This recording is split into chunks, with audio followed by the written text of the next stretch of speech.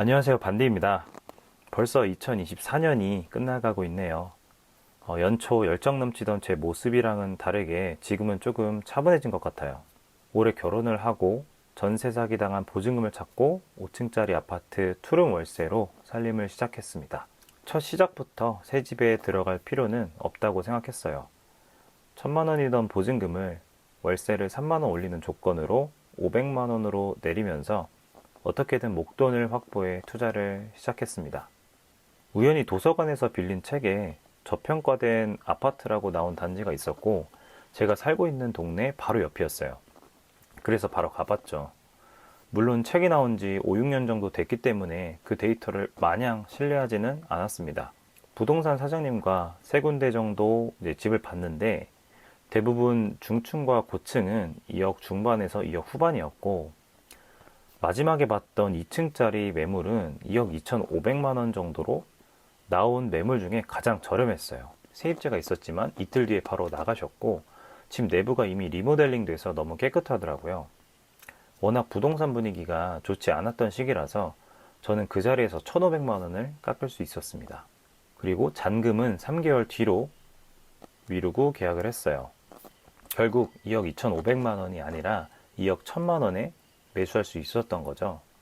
워낙 저렴하게 샀기 때문에 전세를 1억 8천에 맞추면 투자금 회수가 거의 가능할 거라고 생각했습니다. 하지만 잔금날까지 전세가 맞춰지지 않아서 결국 대출을 받고 잔금을 치렀어요. 2억짜리 아파트에 제 돈 전부가 묶이고 나니까 그제서야 내가 잘못된 투자를 했구나 라는 생각이 들었습니다. 부랴부랴 근처 몇백 군데 부동산에 매매 문자를 돌리고 당근마켓, 호갱노노, 피터팬 등의 사이트에도 올렸는데 문의는 오지만 거래가 되지 않아서 하루하루 심적 부담이 되더라고요. 참 이상한 게 물건을 살 때는 돈을 벌 생각만 가득하지만 막상 안 팔리니까 손해볼까 두렵고 단점들이 눈에 보이기 시작하더라고요.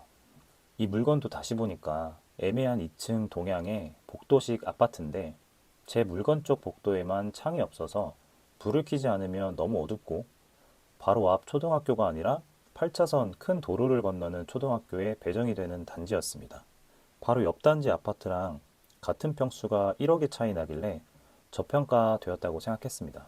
몇만 원짜리도 아니고 억대 물건을 사는데 제대로 비교하지도 않고 세일한다고 덥석 사버린 제 자신이 한심했습니다. 애초 목표했던 금액보다 1,000만 원을 내려서 다시 내놨어요. 결국 거기서 200만 원을 더 깎고 팔 수 있었습니다. 세전 1,800만 원의 수익을 얻었지만 세금 내고 나니까 1,000만 원도 안 남더라고요. 물론 1,000만 원이라는 돈이 결코 작은 액수는 아니었지만 7개월간 마음고생하고 다른 투자의 기회비용을 날려버린 게 너무 안타까웠습니다. 이 투자 한 건 끝내고 나니까 벌써 9월이 되어버렸네요. 그래서 저는 실패한 투자라고 생각합니다. 부동산 투자라는 게 아무리 싸게 샀어도 시장 상황과 분위기, 운때가 맞아야 팔리는 것이더라고요.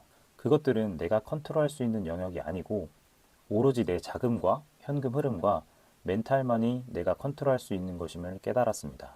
그래서 매일 아침 책을 읽으면서 생각하고 글을 쓰면서 좀 더 성숙한 사람이 되는 공부를 했고 남아있던 500만 원으로 에어비앤비 사업장을 오픈해서 월 100만 원 정도의 현금 흐름을 만들었습니다. 250만 원 월급에서 이자와 월세 관리비를 제외하고 나면 정말 쓸 돈이 없었는데 월에 100만 원의 추가 현금 흐름이 생기니까 불안했던 마음이 조금씩 괜찮아지더라고요.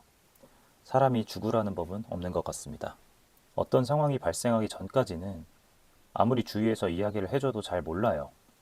일단 일이 벌어지고 그 상황 속에서 어떻게든 일을 처리할 방법을 찾게 되고 그 일을 처리하면서 생각지도 못한 소득과 경험치를 얻는 게 어찌 보면 그러면서 사람이 발전해 나가는 것이지 않을까라는 생각을 합니다. 저에게 2024년은 결혼, 사기, 퇴직, 투자라는 굵직한 이벤트들이 있었는데요. 대부분 좋게 다 마무리가 되었습니다.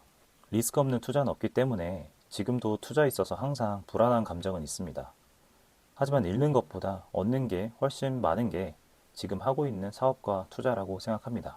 남은 12월도 똑같이 읽고 쓰고 투자하면서 잘 마무리해 보겠습니다. 구독자분들께서도 남은 12월 잘 마무리하시길 바랍니다. 시청해 주셔서 감사합니다.